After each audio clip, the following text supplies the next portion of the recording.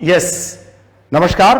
आज हम आपके लिए लाए हैं जून 2023 VMRS, उसमें स्टैट्स का जो पोर्शन है जिसमें 40 क्वेश्चंस आपके पास आते हैं, उन 40 क्वेश्चंस को चैप्टर वाइज हम यहाँ डिस्कस कर रहे हैं। सबसे पहले तो ये सारा का सारा आपको ध्यान रखना है, ये सारा आपको कहाँ मिलेगा, तो VSI का जो ऑफिशियल यूट्यूब चैनल्स है वहां पर आपको ये मिल जाएगा, और इसका PDF टेलीग्राम जो चैनल है आपके पास VSI का, उस पर आपके पास अपलोड हो जाएगा। साथ में जो VSI VMRS चैनल है टेलीग्राम चैनल, उस पर भी आपको ये सारी इंफॉर्मेशन मिल जाएगी। किसी भी तरह की और कोई भी इंफॉर्मेशन आपको चाहिए तो इस स्लाइड पर सारी इंफॉर्मेशन है, VSI का ऑफिशियल वेबसाइट, यूट्यूब चैनल्स और टेलीग्राम चैनल्स, और साथ में कुछ कॉन्टेक्ट डिटेल्स भी आपको दी हुई हैं, ताकि CA फाउंडेशन और फर्दर CA को लेकर किसी भी तरह की इंक्वायरी होती है या कोई भी इशू होता है तो आप यहां पर कॉल करके डिस्कस कर सकते हैं, बात कर सकते हैं। ठीक है, तो अब हम आपका टाइम खराब नहीं करने वाले हैं और हम क्वेश्चंस पेपर पे बात करते हैं। और इस क्वेश्चन पेपर की सबसे बड़ी खास बात, सबसे पहले मैं स्टार्टिंग में बताता हूं कि ये पेपर अच्छा पेपर था, लेकिन ये पेपर कई मायनों में एक इंपॉर्टेंस लेकर आया। क्या कि इसमें टाइम कंज्यूमिंग क्वेश्चंस सबसे ज्यादा थे। मतलब टाइम कंज्यूमिंग क्वेश्चंस का मतलब क्या कि एक क्वेश्चन कॉम्प्लिकेटेड होना और एक क्वेश्चन टाइम कंज्यूम का मतलब आपका वो क्वेश्चन लेंथी होना। कॉम्प्लिकेटेड नहीं था, क्वेश्चन लेंथी था, मतलब 5 to 6 लाइन तक के क्वेश्चंस थे। जरा सोचिए, 4 to 5 to 6 लाइंस के अगर क्वेश्चंस होंगे तो उनको रीड करने में टाइम लगेगा, और रीड करने में टाइम लगेगा तो अंडरस्टैंड होने में भी टाइम लगेगा।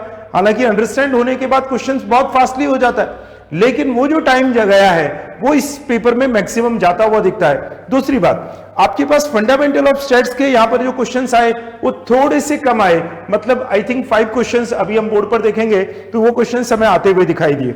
ठीक है, तो अब हम क्वेश्चंस को स्टार्ट करते हैं, और क्वेश्चंस में सबसे पहले हमारे पास जो ऑर्डर है फंडामेंटल ऑफ स्टैट्स मतलब डिस्क्रिप्शन ऑफ डाटा, इसका सबसे पहला क्वेश्चन पाई डायग्राम से न्यूमेरिकल क्वेश्चंस बना है। The share holding pattern of ABC limited in the follows, what is the difference between central angle in degree for share holders promoters और public, इसका difference चाहिए। तो सबसे पहले तो सेंट्रल एंगल का फॉर्मूला क्या होता है? सेंट्रल एंगल का फॉर्मूला होता है central angle value upon total into 360। तो सबसे पहले तो आपके पास यहां पर टोटल कितना निकल करके आता है, ये आपके पास इंपॉर्टेंट बनता है। जरा मैं इस टोटल को जरा देख लेता हूं, तो टोटल मेरे पास कितना निकल करके आ रहा है, 120 प्लस 25 प्लस 20 प्लस 20 प्लस 15, मतलब यहां का जो टोटल आ रहा है वो 200 आ रहा है। टोटल आपके पास आ रहा है कितना भाई, 200। यस, और आपको यहां पर डिफरेंस पूछा है प्रमोटर का और पब्लिक का, तो प्रमोटर आपके पास है 120, पब्लिक है 15, तो 120 माइनस 15, तो ये आपके पास आया 105।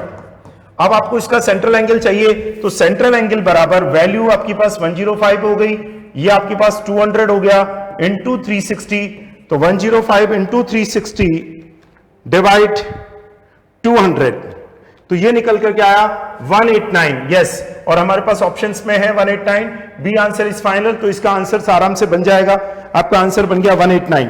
ठीक है, तो क्वेश्चंस को अभी हम लोग आपके सामने सॉल्व करते हुए जा रहे हैं, तो इसका मतलब ये क्वेश्चंस आराम से इजीली होने लायक था। चलिए फिर हम आते हैं सेकंड क्वेश्चन पर। सेकंड क्वेश्चन में क्या बोला है, the following table represent the daily income of 86 person, total person कितने, 86। What is the percentage of person earning at least 1500 per day. At least 1500 का मतलब हुआ, एटलीस्ट का मतलब हुआ मोर देन कितना भी हो सकता है, मोर देन कितना भी होगा, इसका मतलब आपके पास कितना आ जाएगा, 36 प्लस 7 43। तो 43 के लिए ये क्वेश्चन कैलकुलेट हुआ, तो आपको परसेंटेज पूछा है, तो 43 अपॉन 86 इंटू 100, तो आपके पास ये क्वेश्चन आ जाएगा एटलीस्ट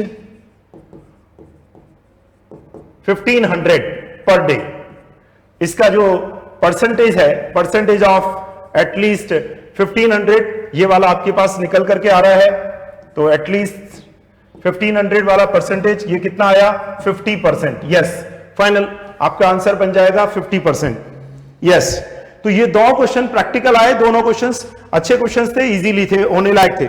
उसके बाद 3 क्वेश्चन इसमें थ्योरी के आए हैं जो बिल्कुल भी टाइम कंज्यूमिंग नहीं है। फॉर टेबुलेशन कैप्शन इज, अक्सर कर आपको ध्यान हो तो कैप्शन और बॉक्स सेट बड़ा कंफ्यूज करता है, लेकिन इसमें एक अच्छी बात क्या दी, आपको यहां पर डिफाइन करते समय the upper part of the table, the lower part of the table, the main part of table, हमको याद है कैप्शन के लिए हमारे को क्या चाहिए, कॉलम्स और सब कॉलम को डिस्क्राइब करने वाला चाहिए, और ये वर्ड्स आपके पास कहां यूज हुए, डी ऑप्शन में, the upper part of table describing column and सब कॉलम्स। यस, तो आपका आंसर आपके पास आ जाएगा कॉलम्स एंड सब कॉलम्स को जो डिस्क्राइब करने वाला है अपर पार्ट ऑफ टेबल, वो आपके पास क्या बन जाएगा, caption. What does N ogive curve, ogive curve की बात कर रहा है, और आप सबको पता है कि ओजाइव कर्व किसके बीच में बनता है, कम्युलेटिव फ्रीक्वेंसी और बाउंड्रीज के बीच में बनता है, मतलब जिसके अंदर आपको याद है कम्युलेटिव फ्रीक्वेंसी वर्ड का यूज होता है।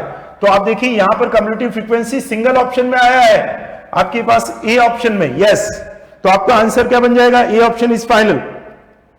Question number 5, the modes of presentation of data, आपका mode of presentation of data ये क्वेश्चन है, यहां स्पेलिंग थोड़ा सा मिस्टेक हो गया। Modes of presentation of data आपके पास क्या होता है, हम जानते हैं टेक्सचुअल, टेबुलर और डायग्रामेटिक प्रेजेंटेशन, टेक्सचुअल, टेबुलर और डायग्रामेटिक प्रेजेंटेशन।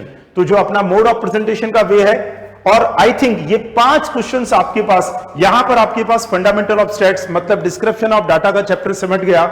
आई थिंक इस पर जो क्वेश्चंस आते थे 7 और 8 ना आकर के हमारे पास क्वेश्चंस मिले हैं 5। यस, लेकिन ये 5 के 5 सारे इजी थे, तो ये पैनिक नहीं थे हमारे लिए। अब उसके बाद आता है क्वेश्चन सेंट्रल टेंडेंसी का, और सेंट्रल टेंडेंसी में हमसे क्या कर रहा है, find the mean of the following data.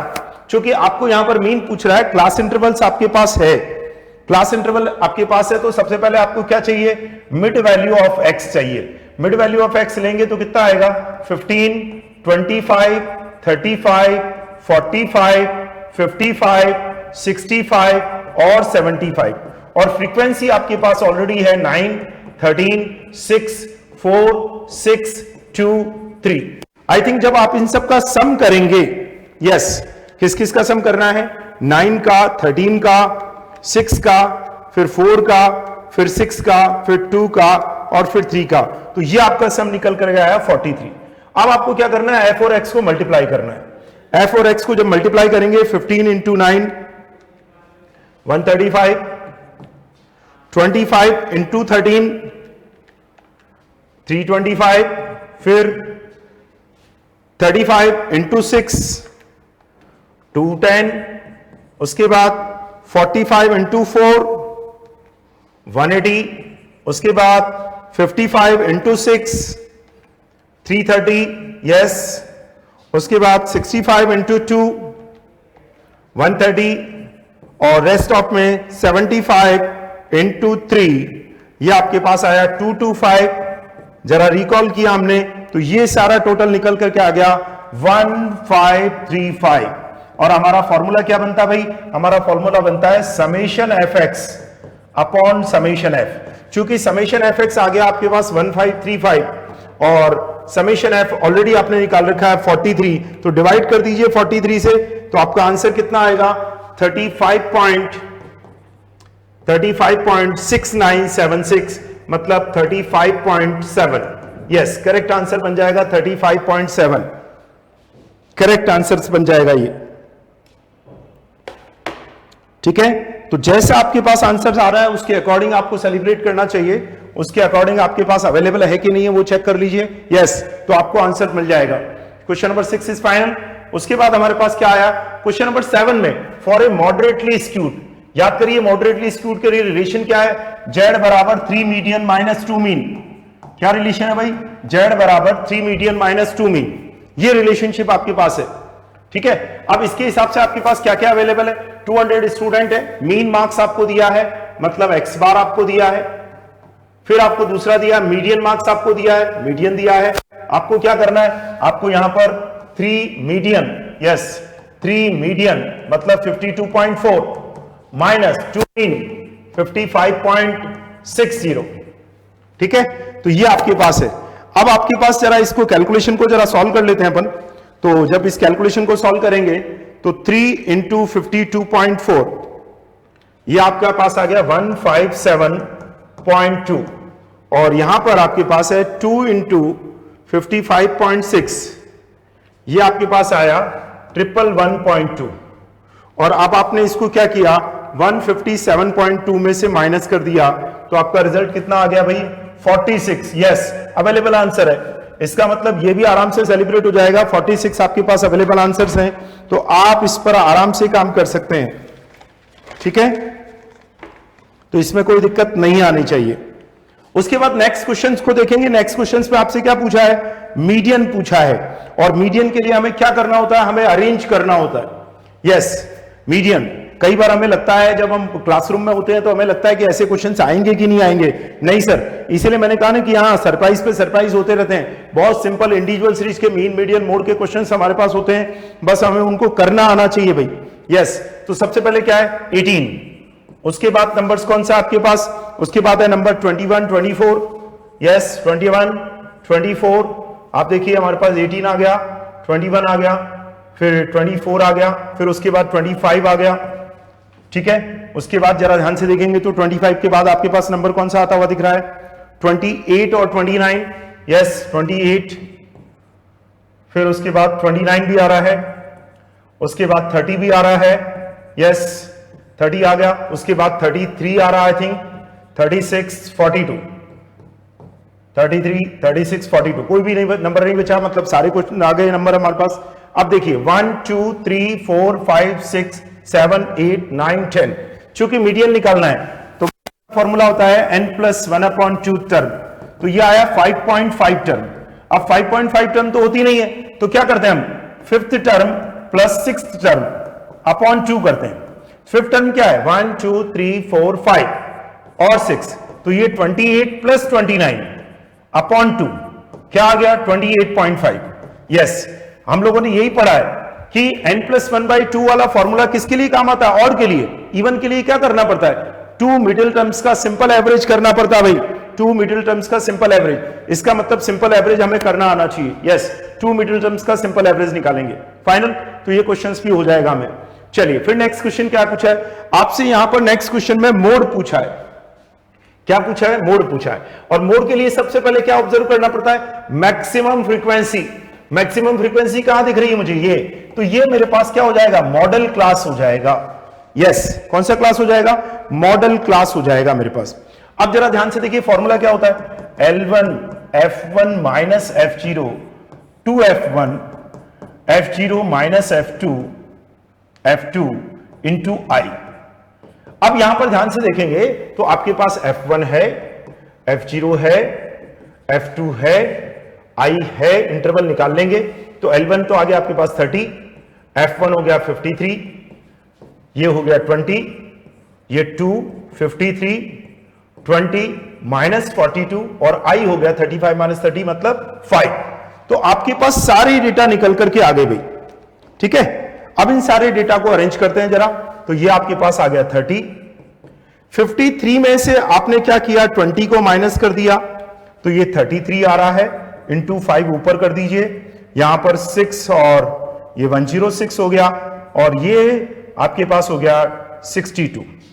अब आपके पास क्या आ रहा है, 106 में से 62 को माइनस कर देंगे तो नीचे आ जाएगा 44, तो 33 इंटू 5 डिवाइड 44, ये आ गया 3.75 प्लस 30, तो रिजल्ट आया 33.75 और आंसर में अवेलेबल है सी ऑप्शन इज फाइनल।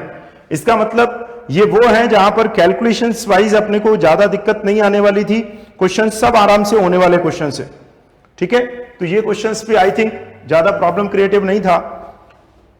तो अब कई बार स्टूडेंट्स मुझे कहते हैं सर फिर आपने शुरुआत में क्यों बोला कि ये लेंदी पेपर था। यस, मैं रियलाइज कराने वाला हूं आपको कि ये वाकई में लेंदी था। जैसे जैसे आप इसमें आगे मूव करेंगे क्वेश्चंस आपको लेंदी वर्ड फॉर्म में आपको आते हुए दिखाई देंगे। ये सारे क्वेश्चंस इजी थे, मतलब ये चैप्टर वाइज देखा जाए तो स्कोरिंग पेपर था जिसमें आप आराम से वर्किंग कर सकते हैं। चलिए उसके बाद क्या आया, फिर क्वेश्चंस आपके पास किसका आ गया, मीडियन का for a given data set of. तो आपको केवल अरेंज करना था साहब, आपके पास 2 आया है, फिर 3 आया है, फिर 3 आया है, फिर 4 आया है, 4 आया है, 4 आया है, कितनी बार आया 4, आई थिंक 3 टाइम्स आ गया। उसके बाद 5 आ रहा है, उसके बाद 6 आ रहा है, उसके बाद 8 आ रहा है, ये सारे डेटा आपके पास आते जा रहे हैं। फिर 9 भी आपके पास 2 टाइम आ गया, फिर 10 आ गया आपके पास। उसके बाद हमारे पास कौन सा नंबर आया है, 15 और 19। यस, जरा चेक कर लेते हैं हम नंबर कितने, 1 2 3 4 5 6 7 8 9 10 11 12 13 14 15। 1 2 3 4 5 6 7 8 9 10 11 12 13 14। यस, कुछ मिसिंग हुआ क्या, जरा चेक करते हैं जरा। 2 3 3 4 4 4 5 6 8, फिर 9 9, फिर 10 11 15 19। देखते हैं जरा कितना कितना आ रहा है। 2 कितनी बार आया है यहां पर, एक बार। यस। 3 कितनी बार, 2 टाइम्स। यस, 1 और 2। फिर 4 है, 1 2 और 3। फिर 5 कितनी बार है, 1 टाइम्स। Yes, correct. उसके बाद 6 कितनी बार आया, 1 टाइम्स। उसके बाद 8 1 टाइम। फिर 9 और 9 आ गया आपके पास। फिर आया 10 आया। 11 रह गया हमारा यहां पर। यस, 11 और फिर उसके बाद 15 और 19। यस, हमारी वर्किंग पूरी हो गई। यस, तो ये चीज आपको एग्जामिनेशंस में भी ध्यान रखनी पड़ेगी। तो अब आपके पास अब नंबर कितने हो गए, 1 2 3 4 5 6 7 8 9 10 11 12 13 14 15। मतलब आपके पास नंबर्स हो गए 15। तो 15 नंबर्स हो गए, तो मीडियन निकालना है तो क्या करेंगे, n प्लस 1/2 टर्म। तो 15 प्लस 1/2 कितना आ गया, 16/2, मतलब 8th टर्म। 8 टर्म को आप असेंडिंग ऑर्डर में आप लेते हैं तो 1 2 3 4 5 6 7 8। Yes, median is 6। मीडियन कितना हो जाएगा, 6 आपके पास आंसर आता हुआ दिखाई देगा। यस, आंसर बन जाएगा 6, कंफर्म। ठीक है, तो आपको पैनिक नहीं करना है। क्वेश्चन जब भी एग्जाम में आए तो आप रिलैक्स मूड में करिए, क्वेश्चन आपका नेचुरल वे में हो जाएगा। ठीक है, चलिए अब क्या आता है हमारे पास, अब आता है क्वेश्चन नंबर 11 और 12 की बात करते हैं। ये दोनों क्वेश्चन हमारे पास ज्योमेट्रिकल मीन से आए हैं। If the mean of two number is 30, मतलब अर्थमेटिक मीन है, ज्योमेट्रिकल मीन इज 24। आपको पता है ज्योमेट्रिकल मीन का रिलेशन क्या होता है टू नंबर्स के लिए, √am इंटू HM। तो इसका मतलब GM का स्क्वायर कितना हो जाएगा, AM इंटू HM के बराबर। अब अगर आप ध्यान से देखें तो GM का स्क्वायर आपके पास ये तो कितना है, ये 24 का स्क्वायर हो गया। ये कितना है, 30 है। और आपसे क्या पूछा है, HM पूछा है। तो 24 का स्क्वायर, तो HM बराबर आ गया 576/30 डिवाइड 30। कितना निकल के आया, 19.2। और ये आंसर में अवेलेबल है। यस, ये आंसर इज फाइनल। तो आपका ये आंसर्स भी बहुत मुश्किल नहीं है, आराम से होने लायक क्वेश्चंस था। ठीक है, आई थिंक ये क्वेश्चंस इजी हैं हमारे पास। चलिए उसके बाद कहां आते हैं, द ज्योमेट्रिकल मीन ऑफ। तो ज्योमेट्रिकल मीन का फॉर्मूला क्या होता है भाई, x1 x2 x3 and so on xn power 1/n। चूंकि आपके पास एक ऑब्जर्वेशन 0 है तो ज्योमेट्रिकल मीन क्या हो जाएगा, 0। आपको कुछ नहीं करना है।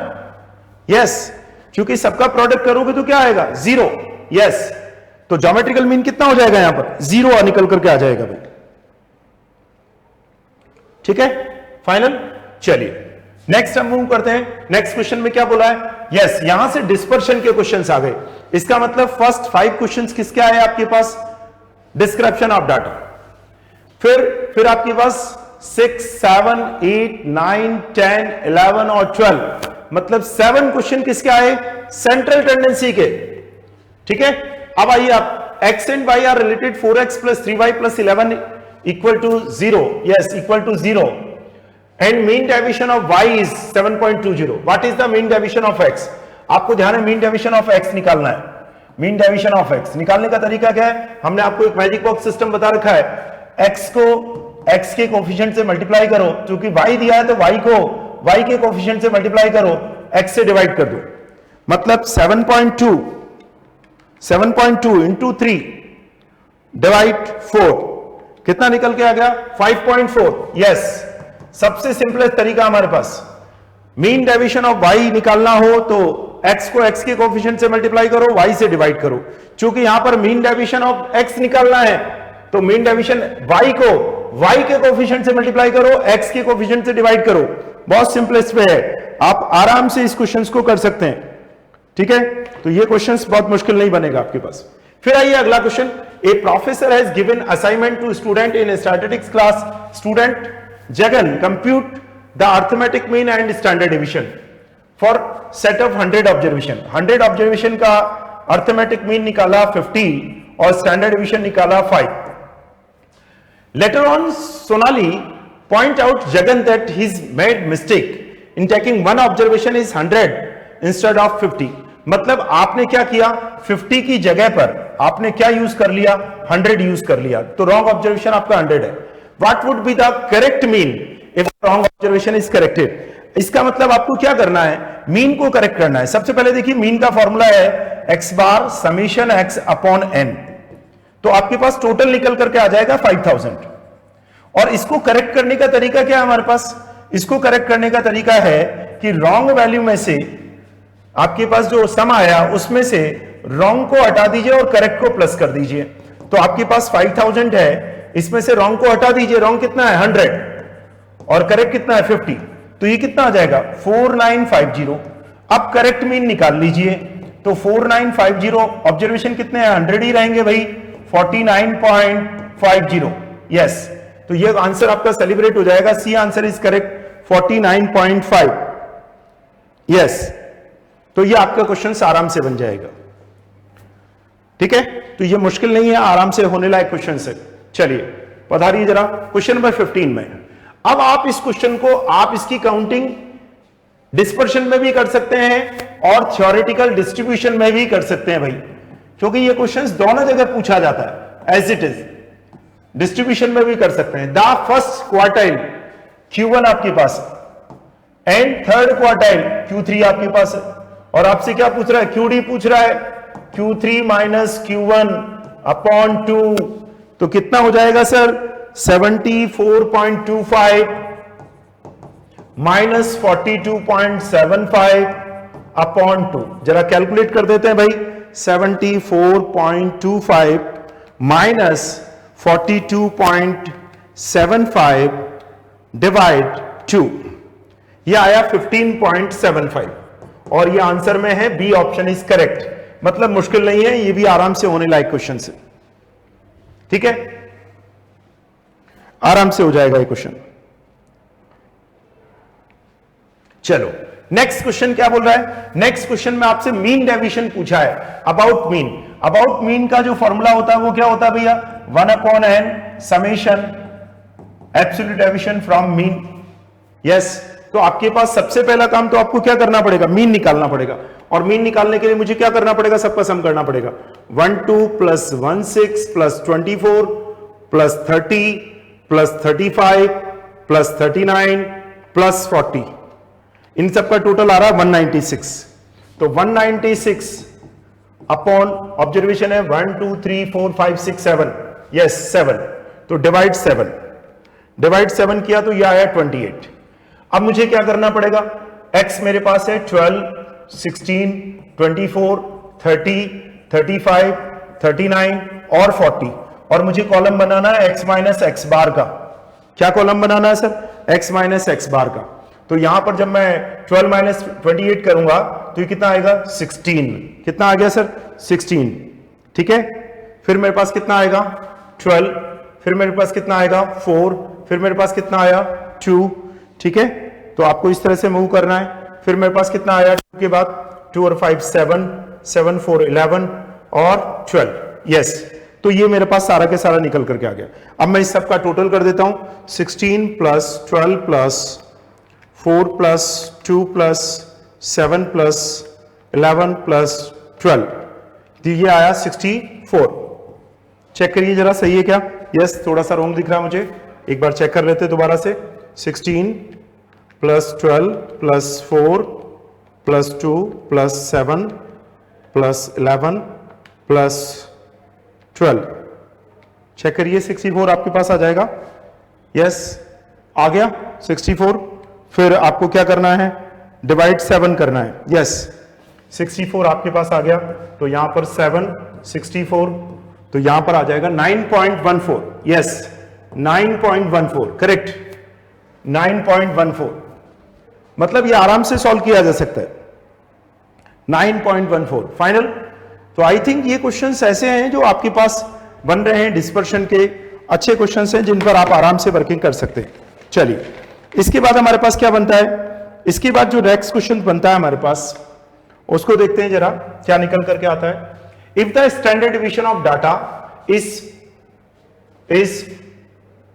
4, मतलब स्टैंडर्ड डिवीजन दिया है 4 पॉइंट है, कितना है 4.47। यस, यहां पर ये पॉइंट लगना भूल गया, तो 4.47, यस 4.47 ये आपके पास है स्टैंडर्ड डिवीजन। अब उसके बाद then the standard division of data. अब जरा ध्यान से देखें इनका कनेक्शन क्या है। 2 से 4 हो गया, 4 से 8 हो गया, 5 से 10 हो गया, 6 से 12 हो गया। इसका मतलब ये क्या हो रहा है, ये सारा का सारा मल्टीप्लाई हो रहा है। किससे हो रहा है, 2 से मल्टीप्लाई हो रहा है साहब। किससे मल्टीप्लाई हो रहा है, 2 से मल्टीप्लाई हो रहा है। और चूंकि आप सब जानते हैं स्टैंडर्ड डिवीजन में जब सारे ऑब्जर्वेशन किसी नंबर से मल्टीप्लाई हो रहे हैं तो स्टैंडर्ड डिवीजन भी क्या हो जाता है, मल्टीप्लाई हो जाता है। तो जब मल्टीप्लाई 2 करेंगे तो कितना आएगा, 8.94। Yes, correct answer is 8.94। क्यों, क्योंकि ओरिजिन स्केल की प्रॉपर्टी में स्टैंडर्ड डिवीजन ओरिजिन से अनचेंज रहता है। ओरिजिन मतलब प्लस माइनस, और स्केल मतलब मल्टीप्लाई डिवाइड से चेंज होता है, इफेक्टेड होता है। यस, ठीक है। तो आई थिंक ये क्वेश्चंस भी आपका बन जाएगा, मुश्किल नहीं है। लेकिन अब आपके पास थोड़ी सी टाइम कंज्यूमिंग क्वेश्चंस, जैसे थोड़ा सा आपको लार्ज कैप में रीड करना पड़ेगा। The mean and variance of A group of 100 observation. 100 observation का मीन आपको दिया हुआ है, कितना दिया हुआ है, 8, वेरिएंस है 9, मतलब स्टैंडर्ड डिवीजन अपने आप कितना हो गया, 3। Out of 100 observation the mean and standard division of 60 observation आपको दिया है, मतलब जो 100 ऑब्जर्वेशन थे उसमें से 60 का आपके पास है डेटा। वो क्या क्या है, वो मीन आपके पास है 10 x1 बार और s1 है 2। ठीक है। Find the standard division of remaining 40। ये n2 आपके पास 40 है, x2 बार भी मिसिंग है और s2 आपको निकालना है, ये आपका ऑब्जेक्ट है। ठीक है। तो आपके पास यहां पर एक कैलकुलेशंस बढ़ती हुई दिखाई दे रही है, आपको इस पर काम करना आना चाहिए। ठीक है। तो सबसे पहला काम तो हम क्या करेंगे, सबसे पहले तो हम मीन निकालेंगे। मीन निकालने के लिए हमें क्या करना पड़ेगा, कॉम्बाइंड मीन पर जाना पड़ेगा। कॉम्बाइंड मीन आपके पास 8 है, n1 x1 bar plus n2 x2 bar upon n1 plus n2। Yes, तो यहां पर कितना आ गया, 800 600 प्लस 40 x2 बार, ये आपके पास आया। तो इससे कितना निकल करके आया, 40 x2 बार बराबर 200। तो x2 बार बराबर कितना आ जाएगा, 200 अपॉन 40, ये निकल करके आ गया 5। तो आपके पास x2 बार कैलकुलेट हो गया 5। ओके। अब आपके पास सेकंड थिंग क्या आती है, आपको s2 निकालना है, सेकंड ग्रुप का स्टैंडर्ड डिवीजन। फॉर्मूला होता है s बराबर n1 s1 square plus d1 square n2 s2 square plus d2 square upon n1 plus n2। मैंने इसीलिए कहा था शुरुआत में टाइम कंज्यूमिंग क्वेश्चन से। तो आपको सबसे पहले तो d1 निकालना आना चाहिए, d2 निकालना चाहिए। Combined mean minus first group mean कितना आ जाएगा, first group mean combined mean minus first group mean. तो कॉम्बाइंड मीन आपके पास है 8, फर्स्ट से माइनस 10 हो जाएगा तो -2। d2 आपके पास आ जाएगा combined mean minus second group mean, तो यह आपके पास आया 8 -5, कितना आ गया, 3। ओके। अब आप क्वेश्चन पे चलिए। जब आपके पास स्टैंडर्ड डिवीजन था, कितना था साहब स्टैंडर्ड डिवीजन, स्टैंडर्ड डिवीजन 3 है। n1 आपके पास है कितना, 60, s1 है 2 का स्क्वायर, और यहां पर अभी आपने 2 निकाला, -2 की रखने की जरूरत नहीं है, प्लस ले लीजिए, स्क्वायर हो रहा है इसलिए। n2 आपके पास है 40, s2 कितना है साहब, s2 निकालना है, और d2 कितना है, तो d2 आपने निकाल रखा है 3 का स्क्वायर। यस, और upon n1 plus n2, 60 plus 40, ये सारा डेटा आ गया। अब हमें क्या करना पड़ेगा, अब हमें बोथ साइड स्क्वायर करना पड़ेगा भाई। क्या करना पड़ेगा, बोथ साइड स्क्वायर करना पड़ेगा। और जब आप बोथ साइड स्क्वायर करेंगे, यस, क्वेश्चंस को ध्यान से समझ लें, बोथ साइड जब आप स्क्वायर करेंगे तो क्या क्या डेटा निकलेंगे। यहां पर आपके पास आएगा 9 और यहां पर 60, 4 प्लस 4 8, और यहां पर 40 S2 स्क्वायर, उसके बाद यहां पर 9 को 40 से मल्टीप्लाई किया 360 अपॉन 100। तो आपने देखा यहां पर डेटा कुछ रिफ्लेक्ट होते हुए आपको दिखाई दे रहे हैं, वो सारे डेटा आपके पास चेंज होकर के आ गए। तो यहां पर जब मैं इसको शिफ्ट करूंगा 40 S2 स्क्वायर को, तो 900 में से क्या क्या माइनस हो रहा है, 480 माइनस हो रहा है और 360 माइनस हो रहा है। तो जरा मैं माइनस कर देता हूं 900 में से 480 को माइनस कर देता हूं, फिर माइनस 360 भी कर देता हूं, तो ये मेरे पास निकल के आया 60। तो S2 का जो स्क्वायर है ये आया 60 अपॉन 40, मतलब 1.5। और चूंकि मुझे आपसे यहां पर क्या पूछा है, स्टैंडर्ड डिवीजन पूछा है, तो मुझे इसका अंडर रूट करना पड़ेगा। और अंडर रूट जब मैं करूंगा इसका 1.5 का, तो वो अंडर रूट कितना आता है 1.22। और ये आंसर में अवेलेबल नहीं था। यस, तो आई थिंक इसका बोनस आप सबको मिला होगा। Corrected answer is 1.22। ये आपको ध्यान रखना था। पूरा क्वेश्चन कैलकुलेटिव है, टाइम कंज्यूमिंग है। ऐसे क्वेश्चंस कई बार हम वीएसआई में पढ़ाते समय भी बोलते हैं कि ये सब क्वेश्चन सेकंड राउंड के लिए छोड़ने चाहिए, फर्स्ट राउंड में नहीं करने चाहिए अपने को, ऐसे सब क्वेश्चन से बचना चाहिए। ठीक है, तो ये क्वेश्चन आपका थोड़ा सा टाइम कंज्यूमिंग क्वेश्चन है। फाइनल, आगे मूव करें हम सब जरा। चलिए क्वेश्चन नंबर 18 आपका हो जाएगा फाइनल। चलिए पधारिए आगे। फिर आइए क्वेश्चन नंबर 19 में क्या बोला है, for a given set of normally distributed data the following statistical parameter. अब ये क्वेश्चंस भी आपके पास क्या आता है, नॉर्मल का भी बन सकता है ये क्वेश्चन, नॉर्मल, ठीक है ना। तो इनकी काउंटिंग आप कहीं भी कर सकते हैं, ये ध्यान रखिए। मीन आपको दिया है, स्टैंडर्ड डिवीजन दिया, क्यूडी दिया है, then the coefficient of QD. तो आपको पता होना चाहिए कोफिशिएंट ऑफ क्यूडी क्या होता है सब। कोफिशिएंट ऑफ क्यूडी होता है क्यूडी अपॉन मीडियन इनटू 100, ठीक है ना।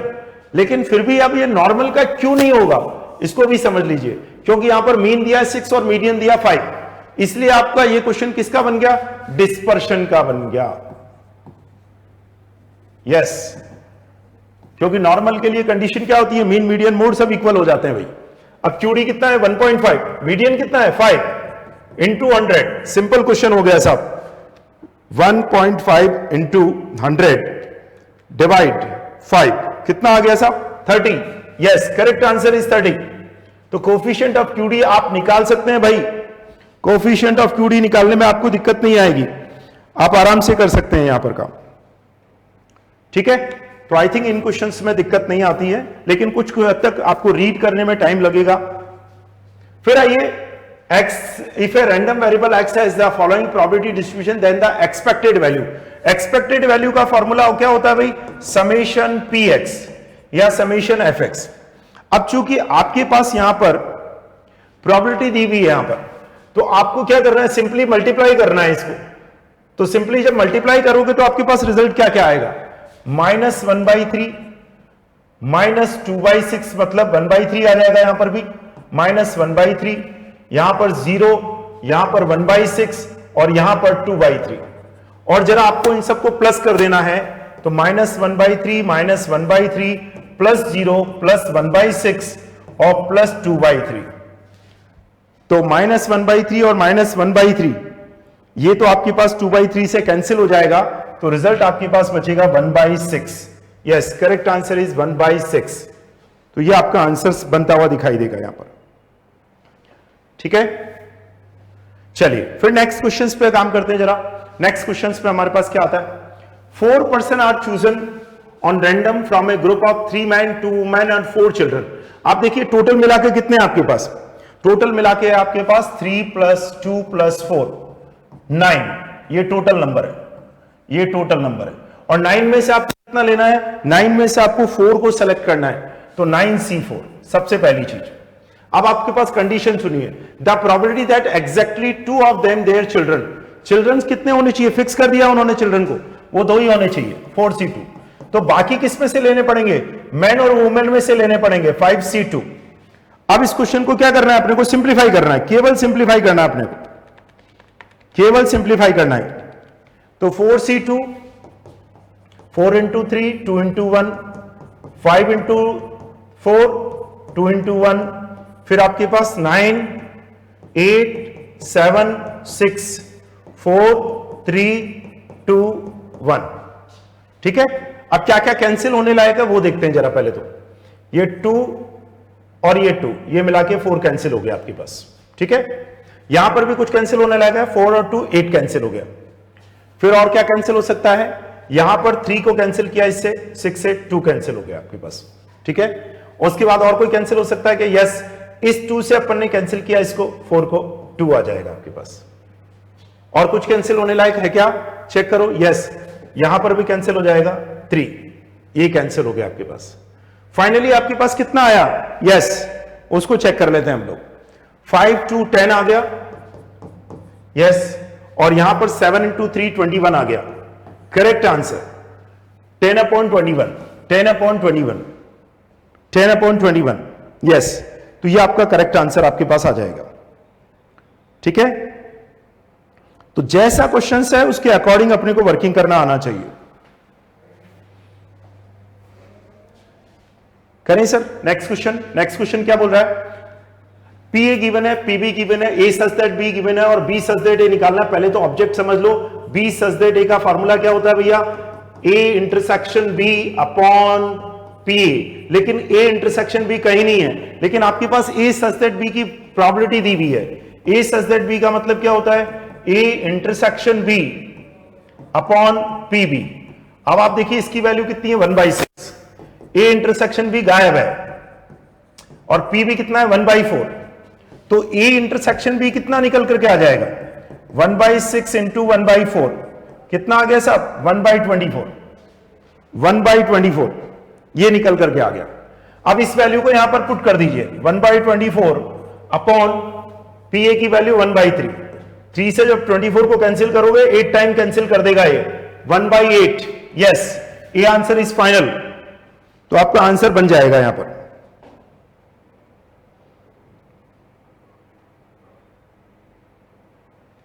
ठीक है, चलिए नेक्स्ट क्वेश्चन। नेक्स्ट क्वेश्चन, ये सारे क्वेश्चन प्रोबेबिलिटी के चल रहे हैं। Company A produce 10% defective product, company B produce 20% defective product और company C produce 5% defective product. If choosing a company is an equally likely event. जब भी इक्वली लाइकली इवेंट की बात करते हैं तो कंपनी ए को सिलेक्ट करना हो, चाहे कंपनी बी को सिलेक्ट करना हो, चाहे कंपनी सी को सिलेक्ट करना हो, इनकी प्रोबेबिलिटी कितनी हो जाएगी, 1/3 हो जाएगी। What is the probability that the product chosen is free from defect. Defect नहीं होना चाहिए सब। तो जब डिफेक्ट नहीं होना चाहिए इसका मतलब क्या, सबसे पहले मैंने ए कंपनी को सिलेक्ट किया और उसका डिफेक्ट नहीं होना, मतलब डिफेक्ट है 0.1, तो यहां पर क्या आ जाएगा 90%। फिर बी कंपनी को सिलेक्ट किया, यहां पर डिफेक्ट है 20%, मतलब करेक्ट कितना आएगा 80%। और सी कंपनी को मैंने सिलेक्ट किया, यहां पर डिफेक्ट कितना है 5%, तो सिलेक्ट करेक्ट कितना होगा 95%। यस, तो आपके पास यहां पर जो स्ट्रक्चर बनेगा उसको आप सॉल्व कर सकते हैं आराम से। ठीक है, और जब मैं इसको सॉल्व करता हूं तो मेरे पास क्या क्या निकला है, तो 90 प्लस 80 प्लस 95, आई थिंक सबको सम कर देना चाहिए, 265 अपॉन 300, यस, डिवाइड 300, ये सीधा कर देना चाहिए इस क्वेश्चन को। यस, आंसर आ जाएगा 0.8833। तो आपका आंसर क्या बनता हुआ दिखाई देगा, ए ऑप्शन इज फाइनल, 0.88। यस,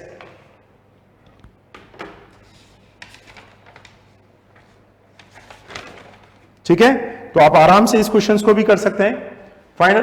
तो ये क्वेश्चंस मुश्किल नहीं है, लेकिन रीड करना पड़ेगा, थोड़ा सा टाइम कंज्यूम होगा इसमें। चलिए अगला क्वेश्चन क्या बोल रहा है, for any two events A and B it is non that P आपको दिया है, पी बी आपको दिया हुआ है और ए इंटरसेक्शन बी दिया है। अब आपसे पूछा गया है कि ये इवेंट कैसी है।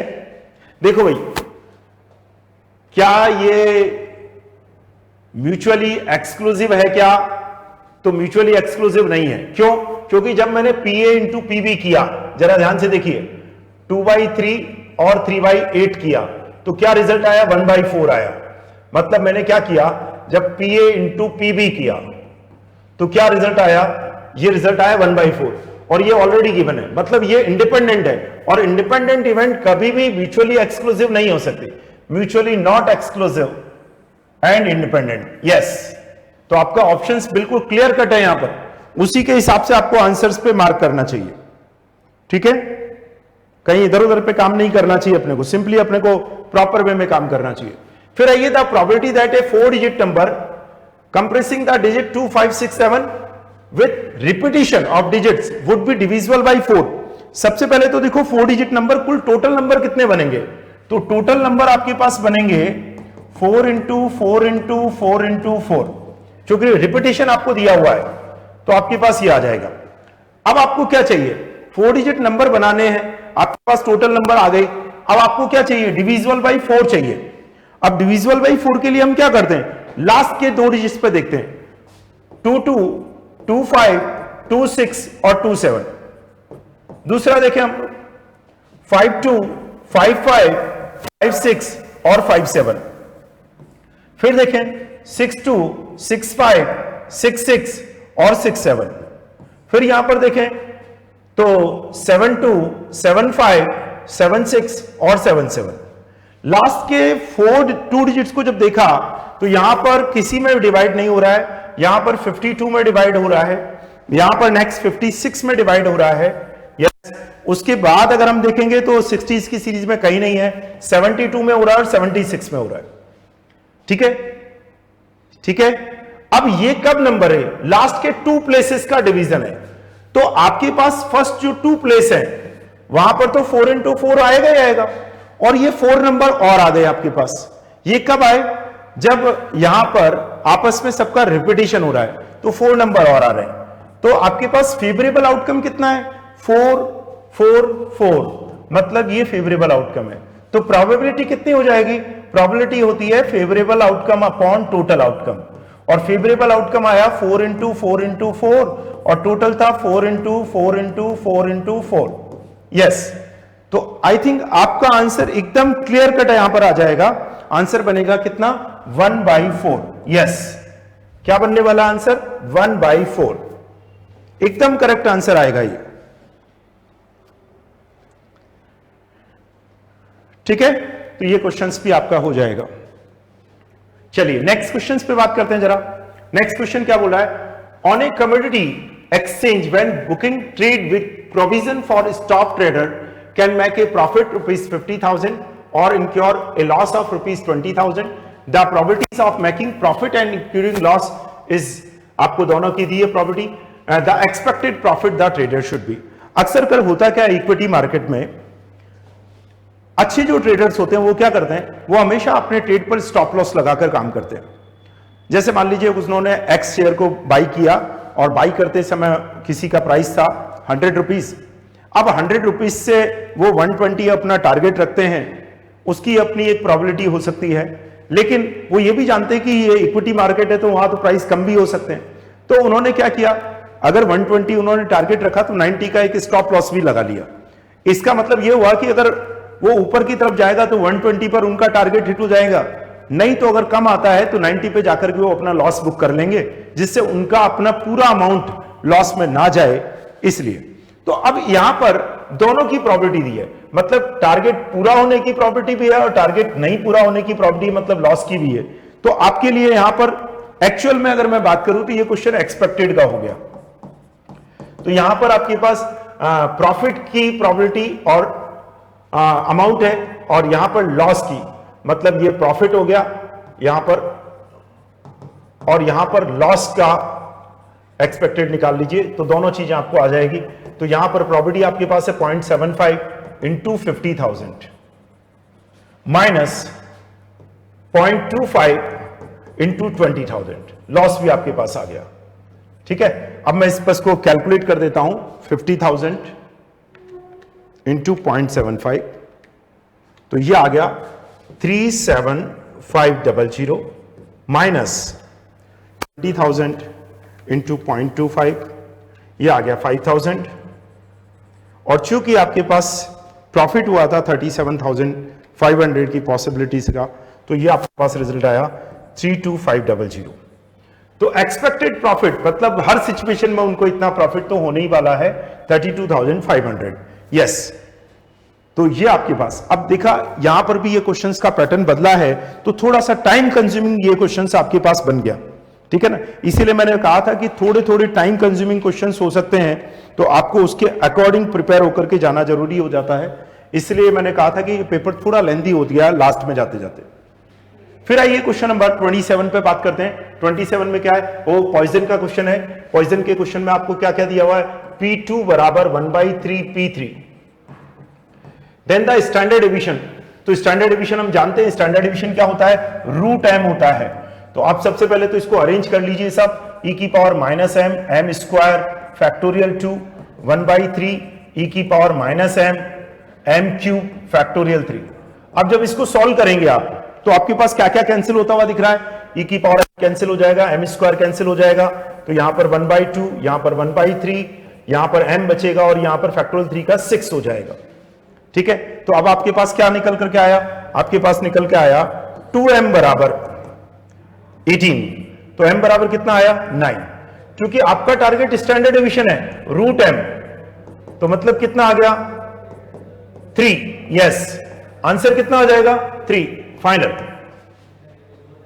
यस, तो आपका आंसर कितना आ जाएगा, यहां पर स्टैंडर्ड डिवीजन इज 3, तो फाइनली आपके पास आंसर बन जाएगा पॉइजन डिस्ट्रीब्यूशन के लिए।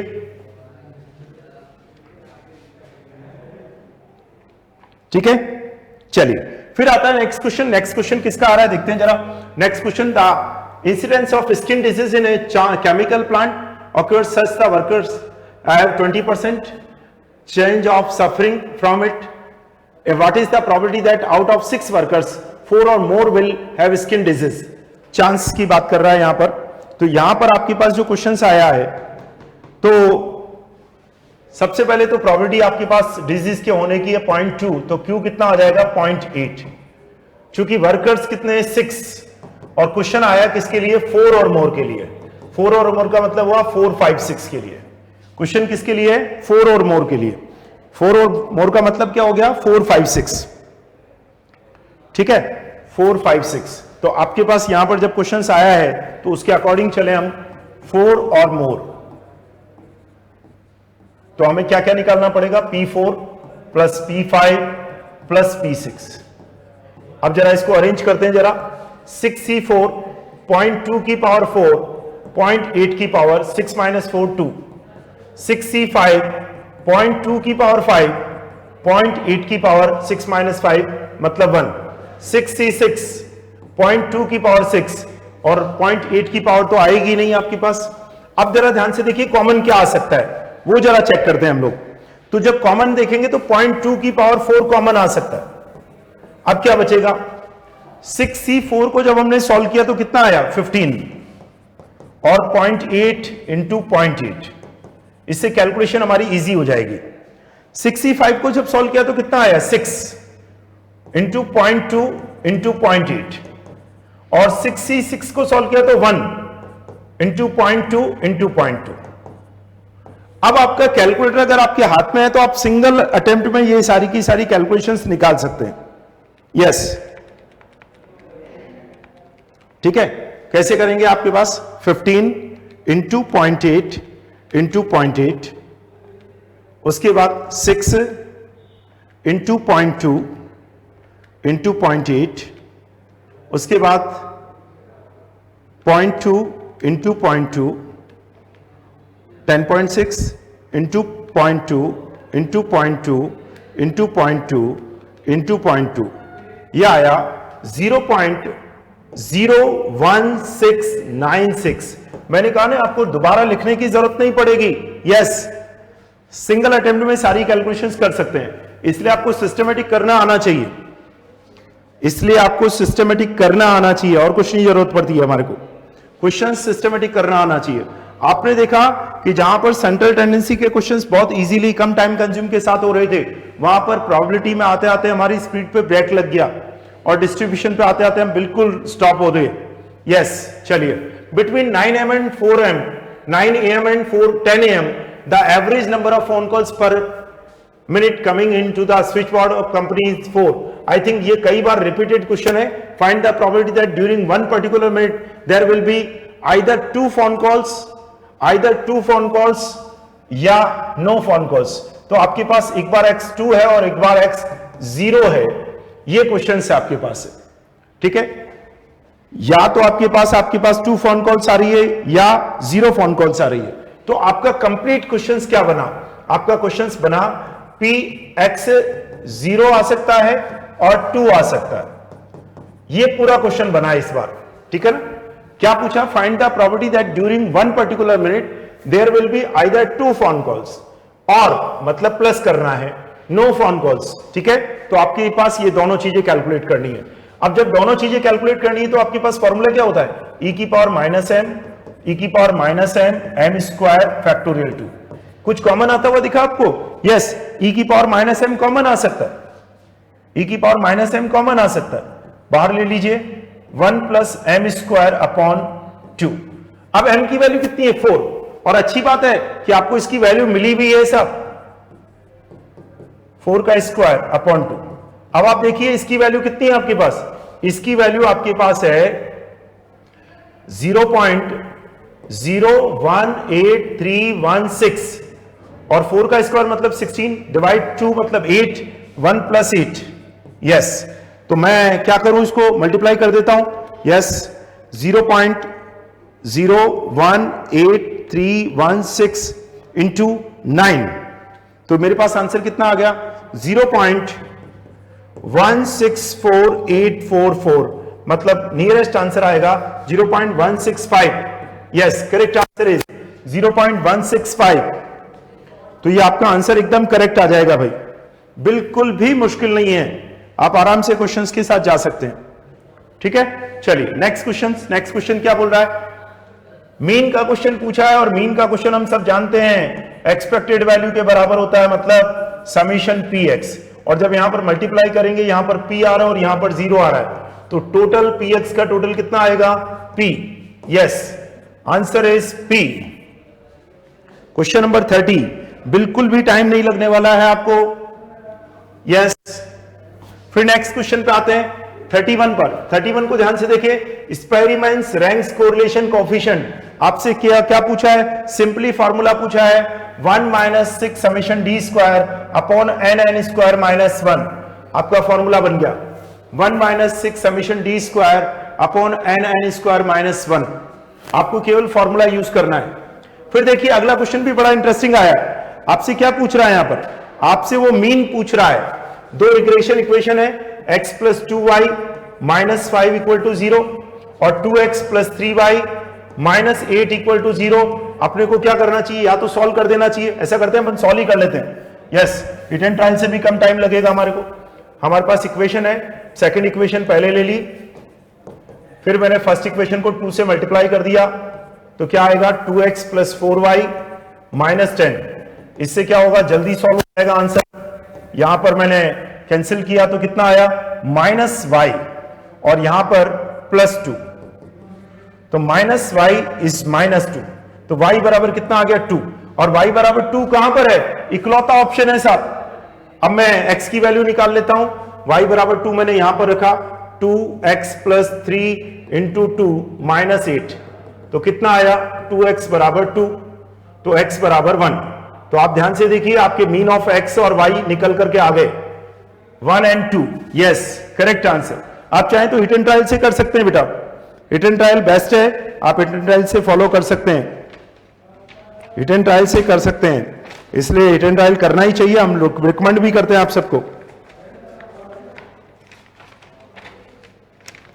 ठीक है। चलिए अगले क्वेश्चंस पे चलते हैं जरा। अगले क्वेश्चंस में क्या आता है? ओ, इस बार लार्ज कैप का क्वेश्चन आया, पहली बार आया ऐसा लार्ज कैप का question. For variable x and y we collect the 4 observation with summation x, summation y, summation x square, summation y square, summation xy, regression line of y on x। आप देखिए आपके पास data में क्या दिया इन्होंने? 4 observation मतलब n4 है, और आपसे क्या पूछ रहा है? रिग्रेशन लाइन पूछ रहा है, और रिग्रेशन लाइन के लिए क्या चाहिए हमें? v बाई x चाहिए। रिग्रेशन लाइन कैसे निकलती है? y minus y bar b by x, x minus x बार। आप देखिए आपके पास क्या क्या डेटा है। सबसे पहले तो x बार निकालते हैं। Summation X upon N. Summation X कितना है साहब 10, एन कितना है 4, तो 10 अपॉन 4। सबसे पहले तो ये कैलकुलेशंस आपके पास हो गई। 10 अपॉन 4 का मतलब 2.5। अब आपको y बार निकालना है, summation y upon N. Summation y कितना है साहब 14 अपॉन 4, कितना आ जाएगा, ये आपके पास आ जाएगा 3.5। 14 अपॉन 4 3.5। ओके, अब आपको क्या निकालना है, अब आपको निकालना है सबसे इंपॉर्टेंट BYX। BYX कैसे निकलता है, ये सबसे इंपॉर्टेंट टास्क है। N summation X Y, summation X summation Y upon N summation X square summation X का होल स्क्वायर। और चूंकि इस बार ये सारे डेटा आपके पास हैं, आप जरा ध्यान से देखिए, एक्स वाई कितना है साहब 3, एक्स कितना है आपके पास 10, वाई कितना है 14, एक्स स्क्वायर कितना है 65, एक्स है 10, स्क्वायर कर दीजिए। अब आपके पास देखिए, आपके पास क्या क्या निकल करके आया। ये आ गया 12 माइनस 140, 65 इंटू 4 260 माइनस 100, तो कितना निकल के आ गया साहब 12 माइनस 140 डिवाइड 160 माइनस 0.8। अब ये सारी वैल्यूज को उठा करके आपको पुट करना है, ठीक है। तो यहां पर आपके पास आ गया y माइनस 3.5 माइनस 0.8 और 2.5।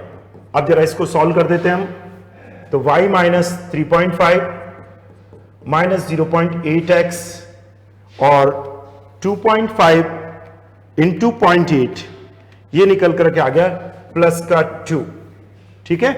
तो प्लस का 2 का मतलब हो गया आपके पास यहां पर फाइनल आंसर्स में जो मार्क कर रहा हूं उसको देखेंगे सब, y बराबर यस y बराबर माइनस 0.8x और ये प्लस 5.5। देखिए जरा कहां पर है ये आंसर, y बराबर minus 0.8x plus 5.5। C option is correct, yes C option is correct. Final, तो आपका आंसर बन जाएगा ये भी। क्लियर? चलिए अगला क्वेश्चन फिर लेते हैं भाई, अगला क्वेश्चन फिर ले रहे हैं हम। क्या आता है, the regression lines will be perpendicular. क्या बोला है सर, परपेंडिकुलर। और परपेंडिकुलर में आर कितना होता है 0 होता है। थीटा 90 डिग्री के केस में आर कितना हो जाता है 0। यस, याद रखना है अपने को। फाइनल, चलिए अगला क्वेश्चन बड़ा इंपॉर्टेंट आ रहा है। अगले क्वेश्चंस में आपको क्या क्या निकालना है, आपको सब चीजें समझ में आनी चाहिए, नहीं तो कई बार क्या होता है कि गड़बड़ हो जाती है। Given that r is equal to 0.4 n is 81, the determine the limit of population. Limit of population क्या होती है, probable error plus minus r, या r plus minus probable error कर दीजिए, r plus minus probable error. और प्रॉबल एरर क्या होती है 0.6745 into 1 minus r square upon under root n। तो आपको सबसे पहले तो प्रॉबल एरर निकालनी पड़ेगी। आर स्क्वायर कितना है साहब 0.4 का स्क्वायर, n कितना है 81। अब आप ध्यान से देखिए क्वेश्चंस को कैसे करना है। 0.4 का स्क्वायर कर दीजिए, 1 में से माइनस कर दीजिए, ठीक है। डिवाइड 9 कर दीजिए, फिर मल्टीप्लाई 0.6745 कर दीजिए, और ये सब मिलाकर के कितना आने वाला है 0.062। यस 0.062, ठीक है। अब आपके पास क्या है r, जब पॉजिटिव लेंगे और जब नेगेटिव लेंगे। पहले आप नेगेटिव ले लीजिए आपके आंसर के हिसाब से, फिर पॉजिटिव ले लीजिए। तो r माइनस प्रॉबल एरर और r प्लस प्रॉबल एरर ये आपके पास है, ठीक है। तो r कितना है साहब 0.4 माइनस 0.062, तो ये आ जाएगा 3.93। यस, चेक करेंगे जरा, 3 पॉइंट कुछ गड़बड़ है, देखते हैं जरा। 0.4 यस 0.4 में से माइनस करना है, 0.4 माइनस 0.062 0.338। और यहां पर जब बात करेंगे तो 0.4 प्लस 0.062, यस 0.4 प्लस 0.062, ये अब आपके पास आ जाएगा 0.462, 0.462। कहां पर answer? D option is correct. आपका आंसर बन जाएगा डी फाइनल।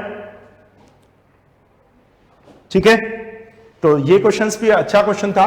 प्रॉबल एरर आपके पास आएगी 0.0629 समथिंग आएगी, तो आपको क्या करना है 0.062 लेकर चलना है, उसके हिसाब से आपका आंसर परफेक्ट बन जाएगा। चलिए ठीक है, ये क्वेश्चंस कहां के आए? कोरिलेशन और रिग्रेशन के। अब आपके पास क्वेश्चन किसके आ रहे हैं? अब आपके पास आ रहे हैं इंडेक्स के। अब आप देखिए यहां पर क्या है, P0 है, Q0 है, P1 है और Q1 है, और लेस पायर के लिए क्या चाहिए हमें? लेस पायर के लिए चाहिए summation P1 Q0 upon summation P0 Q0, क्योंकि बेस ईयर की क्वांटिटी से वेटेड होता है वो। तो P1 Q0 और P0 Q0 दो चीजें हमारे पास आ गई, P1 Q0 और P0 Q0। तो P1 और Q0 100, 120 और 120, P0 Q0 मतलब 50, 60, 80 और 75। जरा इसको सम करेंगे तो यहां पर आ जाएगा 440 और यहां पर आ जाएगा 8, 7, 15, 25, 26, 265। तो 440 अपॉन 265, 440 अपॉन 265 इंटू 100। जरा इसको कैलकुलेट कर देते हैं भाई, 440 डिवाइड 265, तो ये आपके पास आया 166.0377। तो आपका आंसर मुझे लगता है 166.04। ये आंसर इज फाइनल, ये आपके पास आंसर आ जाना चाहिए। ठीक है, तो ये भी कोई मुश्किल नहीं पड़ेगा, आप आराम से कर सकते हैं, लेकिन टाइम कंज्यूमिंग है, कैलकुलेशंस होती हैं इंडेक्स के क्वेश्चंस में। यस, फिर आइए, which of the following index is computed by taking average of base year and current year. आप ध्यान से देखिए, बेस और करंट का यूज किस फॉर्मूले हुआ? मार्शल एजवर्थ में हुआ सर, और किसी में नहीं हुआ। ठीक है ना? यस, तो क्या बनेगा इसका आंसर? Martial Edgeworth. फिर आइए, the index number of price for a country at a given dates is 250 in comparison to the base. क्योंकि बेस के कंपैरिजन में मतलब 100 से कितना हो गई? 250 हो गई। The price of all commodity in the country has increase by, increase कितना टाइम्स हुई है? ये इंक्रीज डेफिनेटली कितना हुई है? 1.5 टाइम्स हुई होगी। कितना हुई है? 1.5 टाइम्स, क्योंकि 1.5 टाइम्स का मतलब कितना होता है? 100 इंटू 1.5 मतलब 150, और 150 को जब प्लस करोगे तो आपके पास कितना निकल करके आएगा? 250। यस, तो आपको यहां पर कंपेयर करना है बेस के कंपैरिजन में करंट को, तो कि वो कितना इंक्रीज हुआ। तो 250 माइनस 100, क्योंकि बेस ईयर इंडेक्स हमेशा कितना लिया जा सकता है? 100। ठीक है, तो ये क्वेश्चंस भी आपका बन जाएगा। चलिए, last 2 questions. The Fisher, if Fisher index number is given, Paasche दिया हुआ है, लेस पायर पूछ रहा है। फिशर का रिलेशन क्या होता है? Under root Laspeyres and Paasche, geometrical mean of Laspeyres and Paasche. तो यहां पर फिशर कितना हो गया? 160, और पाशे आपको दिया हुआ है कितना? 140। तो आप जरा 160 का स्क्वायर कर दीजिए साहब, फिर डिवाइड कर दीजिए किसको? 140 से डिवाइड कर दीजिए, तो लेस पायर निकल करके आ जाएगा। Laspeyres is 182.85। Yes, correct answer 182.85। और आई थिंक लास्ट क्वेश्चंस में दिक्कत आनी ही नहीं चाहिए। Weighted geometrical mean of relative formula satisfy, तो आपको याद है इसके लिए आपके पास टाइम रिवर्सल ऑप्शन में आता है, और while factor reversal test satisfy by, वो फिशर के द्वारा आता है। तो आपके पास टाइम रिवर्सल और फिशर आइडियल इंडेक्स, तो आपका ई आंसर इज फाइनल, ये आपके पास हो जाना चाहिए। लेकिन अब आपने एक बात समझ ली होगी कि यहां पर कुछ क्वेश्चंस आपके पास क्या थे? टाइम कंज्यूमिंग थे। इसीलिए मैंने कहा था कि पेपर बहुत अच्छा था, इंटरेस्टिंग था, करने लायक था, लेकिन कुछ क्वेश्चंस आपके पास टाइम कंज्यूमिंग आए। दूसरी बात, आपने एक बात और नोट की होगी, यहां पर टाइप्स ऑफ क्वेश्चंस में कुछ जगह पर ऐसे फॉर्मूले हुए जो फर्स्ट टाइम्स आए। जैसे कहां पर? मैं आपको मार्क करना दिखाता हूं। देखो, ये नॉर्मल क्वेश्चन है जो हमेशा आते रहते हैं, इसमें कोई मुश्किल नहीं है। क्वेश्चन नंबर 35 एक ऐसा क्वेश्चन है जो फर्स्ट टाइम्स आया है। 2010 में केवल थ्योरी में ये पूछा गया था लिमिट ऑफ पॉपुलेशन। यस, मैं 2010 की बात कर रहा हूं। लिमिट ऑफ पॉपुलेशन पूछा गया था जिसका आंसर देना था r plus minus probable error, लेकिन अब ये न्यूमेरिकल फॉर्म में आया क्वेश्चन फर्स्ट टाइम, पहली बार। ये क्वेश्चन 2006 से फर्स्ट टाइम आपको y on x का रिग्रेशन इक्वेशन तो पूछा है, लेकिन इस फॉर्मूले का यूज फर्स्ट टाइम है, फर्स्ट टाइम। लेकिन हमारे क्लासरूम्स में ये डेली बेसिस पर होता है, इसलिए मैं आपको मार्क करके जा रहा हूं कि देखो ये सब चीजें हमारे रूटीन प्रोसेस में है। वीएसआई में ये सारे क्वेश्चंस डेली बेसिस पे कराए जाते हैं। यस, उसके बाद हम बात करेंगे, ये सारे क्वेश्चंस नॉर्मल है, डिफरेंट नहीं है। ज्यादातर क्वेश्चन वीएसआई मॉड्यूल में से है, आईसीआई मॉड्यूल में से है, आपके पास ये सारी की सारी चीजें मिल जाएगी। फिर आपके पास क्वेश्चन आया कौन सा वाला जो डिफरेंट आपके पास आ सकता है। Yes, expected value. आई थिंक ये क्वेश्चंस मैं बहुत समय के बाद देख रहा हूं। ये क्वेश्चंस 2010 या 11 में रहा होगा ऐसा क्वेश्चंस, उसके बाद यहां पर अब आ रहा है। एक्सपेक्टेड में प्रॉफिट और लॉस के बारे में कंपेयर करते हुए एक्सपेक्टेड अमाउंट पूछा जा रहा है आपसे। यस, तो उस पर क्वेश्चंस बना है। क्वेश्चन नंबर 25 बड़ा इंपॉर्टेंट। आप देखिए ये क्वेश्चन किसका है, रिपीटेशन का। विदाउट रिपीटेशन का तो आईसीआई मॉड्यूल में है, लेकिन ये विद रिपीटेशन का है। चूंकि विद रिपीटेशन का होने के कारण से ये क्वेश्चन लार्ज हो गया, हमने उसका परफेक्ट शॉर्टकट आपको दे रखा है, आप इसको फॉलो कर सकते हैं। ठीक है, फिर आपके पास ये क्वेश्चंस भी अपने आप में इंपॉर्टेंट है, जहां पर आपको टोटल प्रोबेबिलिटी का यूज करना है। ठीक है, तो ये सब क्वेश्चंस अच्छे हैं। आपके पास ये सारा का सारा जो पीडीएफ है वो हमारे वीएसआई के ऑफिशियल टेलीग्राम चैनल पे आपको मिल जाएगा। पेपर का भी मिल जाएगा अलग से, कंप्लीट सॉल्यूशन का भी मिल जाएगा, आप इससे ले सकते हैं। नहीं तो वीएसआई बीएमआरएस टेलीग्राम पे सर्च कर लीजिए, वहां पर भी आपको ये सारा का सारा दिख जाएगा, वहां से आप ले सकते हैं। और कोई भी इंक्वायरी होती है तो आप जो मैंने फर्स्ट आपको इंफॉर्मेशन दी है उस पर जाकर के आप कांटेक्ट कर सकते हैं। सीए की रिगार्डिंग, सीएमए के रिगार्डिंग कैसी भी इंफॉर्मेशन अगर आपको चाहिए तो वो सब अब मिल जाएगी।